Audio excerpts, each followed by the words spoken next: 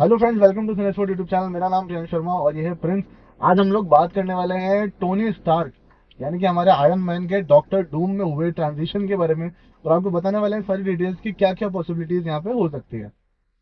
जैसा कि आपने हमारी पिछली वीडियोस देखी होंगी एवेंजर्स के सीक्रेट्स के बारे में कि हमने क्या क्या चीजें बताई हैं कि आगे किस टाइप की डॉक्टर डूम की स्टोरीज हो सकती हैं, वो तुम लोग चेकआउट कर लेना। और उससे क्या है, तुम्हें काफी ज्यादा स्पॉयलर्स भी मिल सकते हैं क्योंकि वो हमारे सोर्सेज से चीजें पता चली तो काफी चीजें सच हो सकती है। इस वीडियो में मैं आपको स्पेशली बताने वाला हूँ कि जो आयरन मैन है ना, हमें ऐसा दिखाया गया है कि जो सिविल वॉर के बाद वो जो अपने एक अनकॉन्शियस स्टेट में था, उस टाइम पर ही जो भी डॉक्टर डूम ने अपनी चाल चली होगी, तो उसके बाद का जो भी हमें आयरन मैन देखने को मिला है, ये हो सकता है कि हमें आयरन मैन मतलब टोनी स्टार्क की कॉन्शियसनेस ना हो करके हमें डॉक्टर डूम इसके अंदर देखने को मिले, जिससे कि बहुत सारी पॉसिबिलिटीज यहाँ पे ओपन हो जाती है। सबसे पहला जो सिनेरियो बनता है यहाँ पे कि डॉक्टर डूम की जो मदर है वो यहाँ पे मिस्टीरियो के पास कैद होती है। उन्हें छुड़ाने के लिए डॉक्टर डूम ऐसी चीज करता है और उस बीच में मिस्टीरियो की लड़ाई होती है, जो कि हमें फ्यूचर रेफरेंसेस में देखने को मिल सकते हैं। और ये सारी चीजें जो है कॉमिक के अंदर दी गई हैं।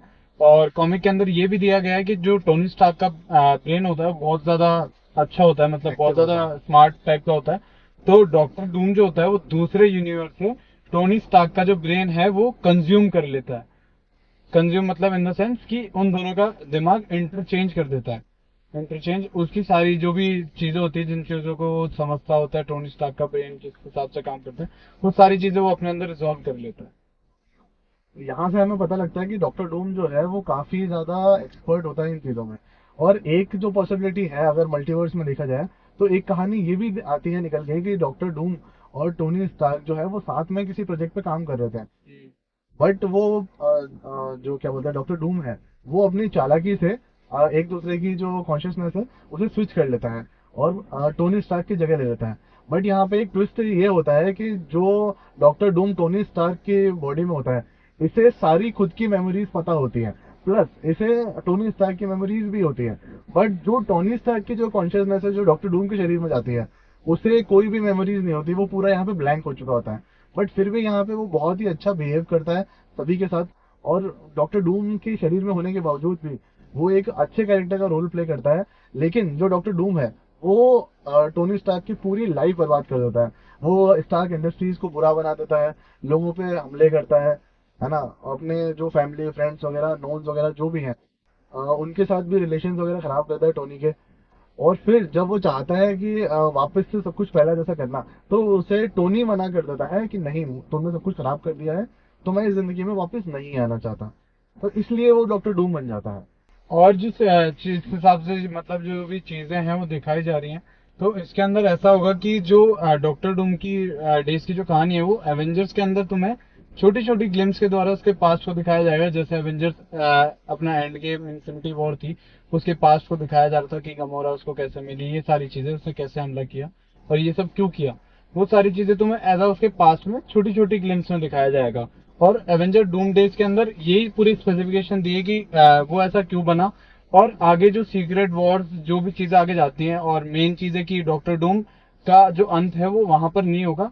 ये सारी चीजें रिजॉल्व वहीं पर जाके होंगी क्योंकि उनको एज अ पार्ट टू छोड़ना है ताकि ऑडियंस को वो ज्यादा से ज्यादा ग्रैब करवाएं, क्योंकि मार्वल ने काफी चीजें बिगाड़ दी हैं। उसके बाद अगर उनको एक एक्सपेक्टेशन मिली है तो वो चीजों को आगे तक बढ़ाएंगे। मैं यहाँ पे एक चीज करेक्ट करना चाहूंगा, मार्वल ने काफी चीजें नहीं बिगाड़ी है। हमारे जो किंग भाई साहब जो है, पोलार्ड भाई साहब, इन्होंने बहुत सारी चीजें यहाँ पे बिगाड़ दी हैं। Yes.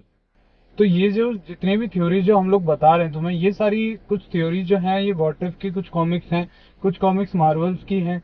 उन सारी कॉमिक्स के अंदर ये सारी थ्योरीज दिखाई गई हैं और इन थ्योरीज के बेसिस पे ही हम आपको ये सारी चीजें बता रहे हैं। बाकी जो थ्योरीज हैं वो सारी हमें एवेंजर्स के अंदर ही देखने को मिलेंगी। और बहुत सारी चीजें ऐसी है जो मल्टीवर्सल सागा में भी टेक प्लेस करती हैं। तो बहुत सारे सिनेरियोज यहाँ पे हो सकते हैं। हाँ। और लास्ट टू लास्ट हमको एंड गेम जो ये डूम डेज एंड गेम वगैरह है, इन सब का जो भी है, ये डूम जैसे एंड गेम थी उसका पर्टिकुलरली परफेक्शन ज्यादातर कॉमिक बुक से मिलता था। हाँ, बट काफी जगह चेंजेस भी कर चेंजेस हो देते हैं गए। ये। तो ये मेनली तो हमें मूवी देखने के बाद ही पता चलेगी, बट ये जो है ये हमारी खुद की थ्योरीज हैं, थोड़ी सी रिसर्च है, थोड़ी सी चीजें हमने जानी है, कुछ पढ़ी हैं, तब जाके हमें ये पता चला है।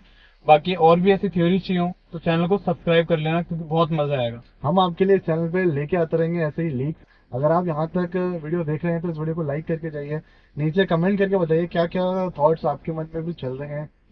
बाकी जब तक के लिए बाय बाय, और लाइक कमेंट शेयर।